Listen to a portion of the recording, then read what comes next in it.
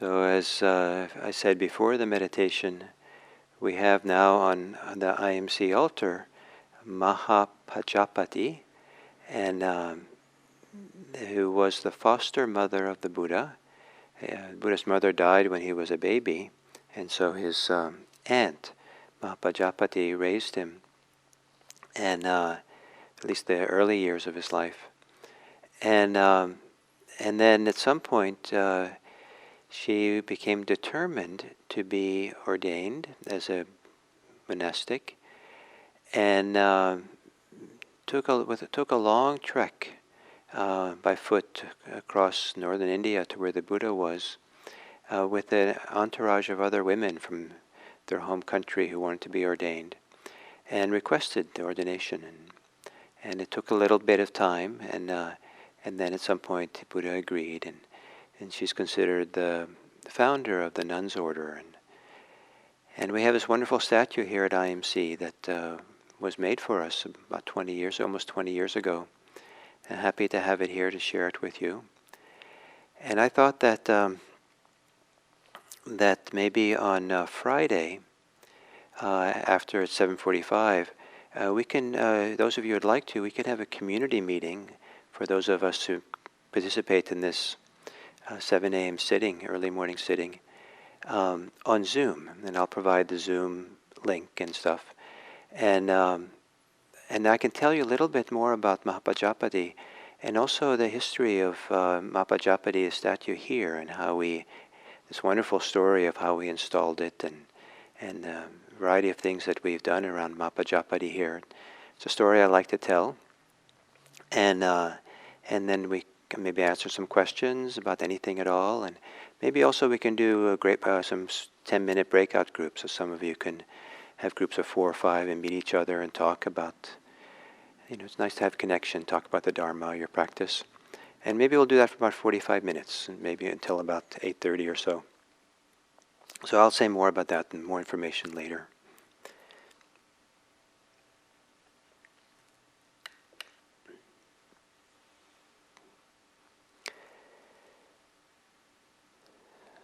So here we're at the 8th Parami, the 8th perfection, which is often translated into English as resolve or determination. And these are wonderful qualities. They're qualities of strength, and tapping into our capacity for personal strength and living from that strength is one of the great blessings of life. And I think sometimes it's said some people are afraid of their own strength quite a bit. Sometimes because they're afraid they're going to hurt people. Sometimes they're afraid they're going to be hurt if they live in a strong way. And sometimes the idea is to maybe live kind of in the shadows or in the side, or not so central, so we don't get, we're not so easily threatened by things.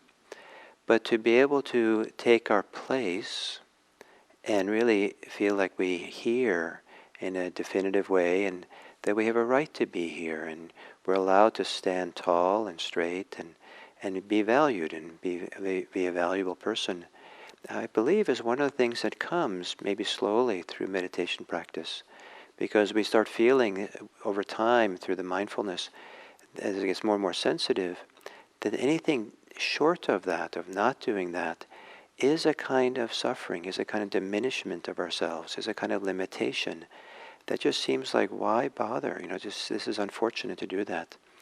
And there's a kind of a growth of strength, of power.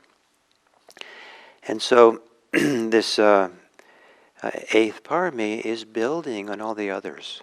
So to have this expression of strength in the terms of resolve and determination is something that's been building slowly over time through having practiced generosity and ethics, renunciation, wisdom, effort, or endeavoring, engagement, and then patience and truth.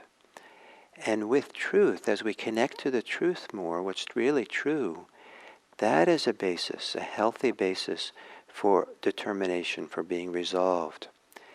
Now the Pali word for resolve or determination is adhitthana. And adi means something in this context, something like higher or special, or and thana means to stand, to take a stand. So it's a higher stand. It's a higher taking a stand.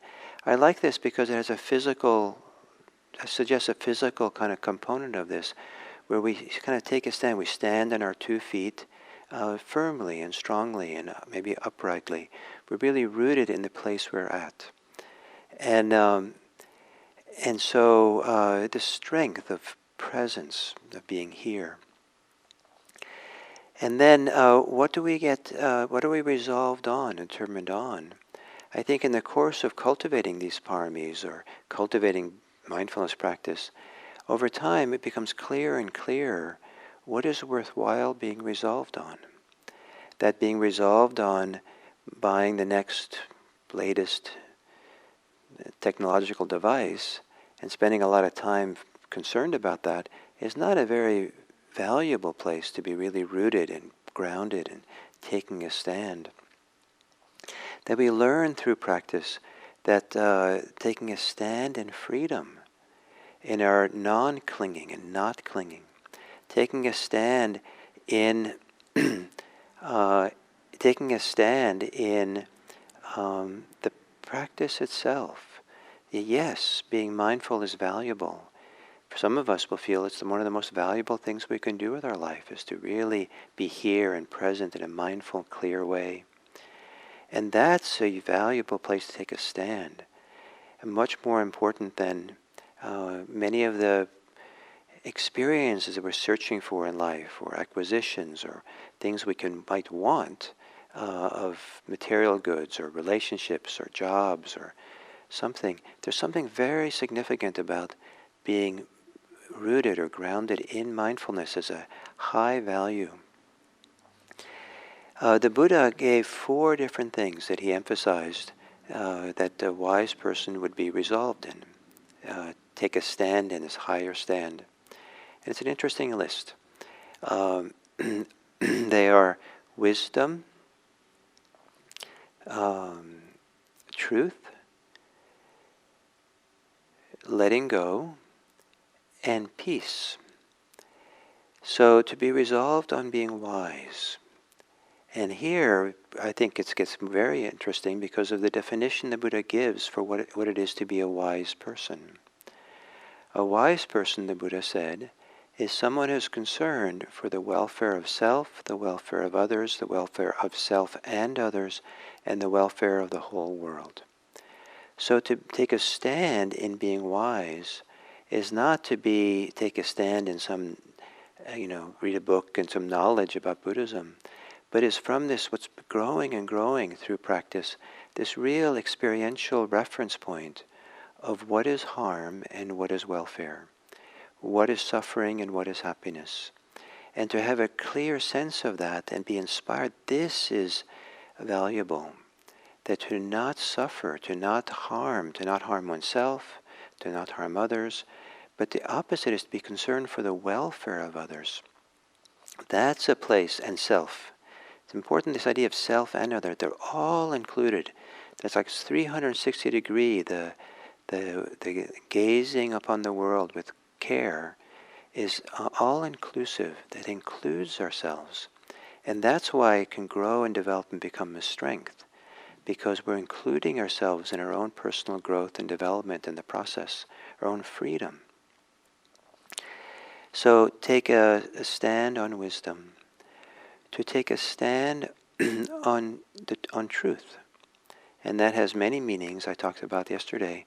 But truth can mean just being truthful and honest. It can also be taking a stand on the truth of the Four Noble Truths. And here also we have this very central Buddhist teaching that is not a propositional truth, but an experiential truth that comes clearly out of our experiential contact with suffering and the release from it, the possibility of not suffering, of letting go of whatever activities we're doing in the mind and the heart that is harmful for ourselves. And this very simple but profound and maybe difficult to acquire deep understanding of the nature of how we suffer, how we contract, how we limit ourselves, and how we can release all that and be free, to take a stand on those truths. These are the truth. This is the orientation. This is the perspective on life which is valuable. And then the third is letting go.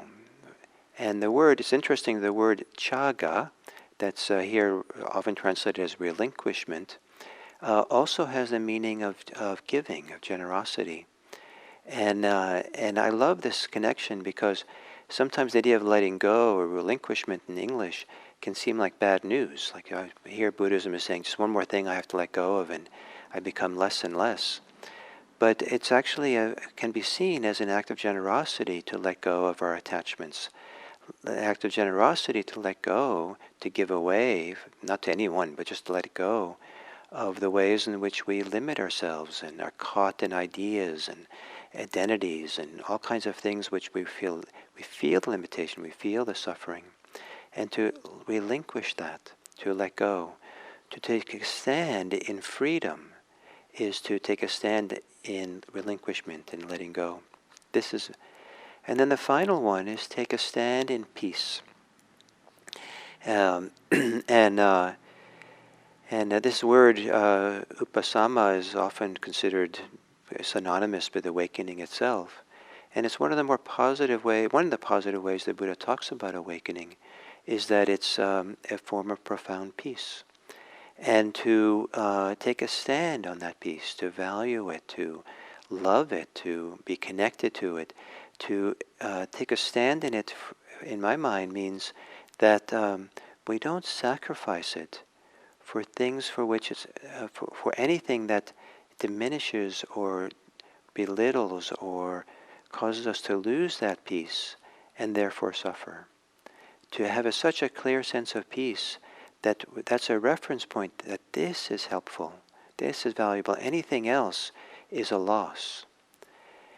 And then to learn that from that peace, with that peace, to live a full life, to be engaged in the world in a great, wonderful way, but without losing that some sense, some reference point to that peace.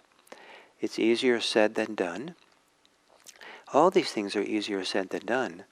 All these four resolves, and they're resolves because they're not easy to do. But at some point, we have a very clear, hopefully at some point in practice, a very clear sense that these are worthwhile places to be committed to be determined on, to love and be practice and bring forth and take a stand on, to stand with them. And so that they can grow further, so that we don't sacrifice, give them up easily. So the value of determination is so we can stay close to something that's valuable, that we have discovered for ourselves over the time that we've practiced.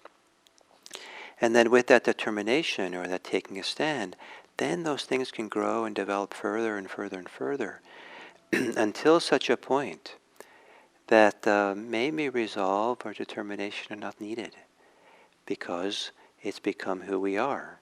We are peace. We are wisdom. We are truth. We are, I don't know if we are letting go, but we've let go. So determination is one of the higher now paramis that the practice comes to at some point. So thank you very much, and I look forward to our time tomorrow, and I hope that in these next 24 hours that you will consider this topic of determination, resolve, taking a stand, commitment. Maybe you'll have a better word for yourself than any of these words I'm offering here today. But anything that I said today resonates with you, and what is it that you can be more committed to, dedicated to? What is it that you know that's worthwhile taking a stand in, so that you don't easily lose it, but you live that way in your life? So please reflect on this and discuss it and write about it, and that'll be a preparation for tomorrow. Thank you.